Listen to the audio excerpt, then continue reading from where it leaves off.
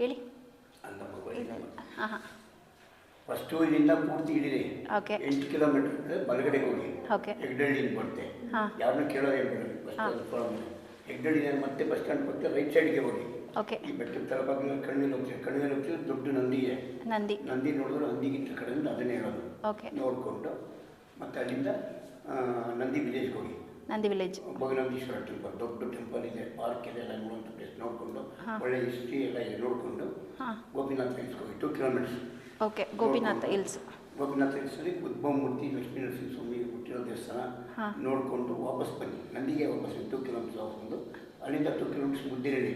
Okay Muddenahalli ವಿಶೇಷ place. Museum ಸಮಾಧಿಯಲ್ಲಿ ನೋಡಿಕೊಂಡು ಅಲ್ಲಿಂದ ಪಾಪಾಗಿ 3 ಕಿಲೋಮೀಟರ್ಸ್.